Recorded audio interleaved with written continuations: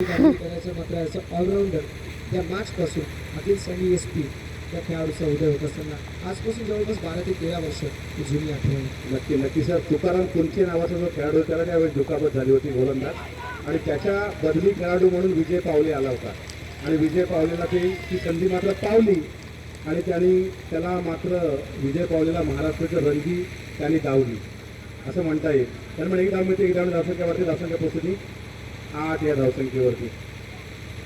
मुंबईचं क्रिकेट म्हणलं तर अतिशय खडूस क्रिकेट. मी काल देखील म्हटलं होतं की मुंबईच्या बाहेरचा कोणताही संघ जाऊन मुंबईमध्ये जिंकत नव्हता आणि ते जिंकण्याचा पराक्रम पहिल्यांदा कोणी केला असेल तर दिग्गाव आणि प्रतीक इलेव्हन पुणे या संघाने केला आणि तिथून खऱ्या अर्थानं मुंबईचं क्रिकेट बदललं गेलं. दरम्यान पुढचा स्वयंचा चेंडू मात्र हलके बॅटची कडा घेऊन मला वाटतं जातोय सीमा.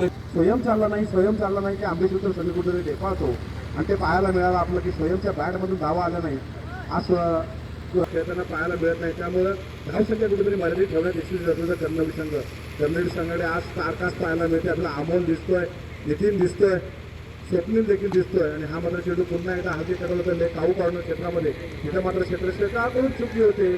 चेंडू मात्र सीमारेषा पार. इथं धावा 4 आणि इथं विजय ठरतोय कन्नवडी संघ. विजय संघाचं हार्दिक अभिनंदन आणि पराभूत संघाचं देखील कौतुक. आपण चांगला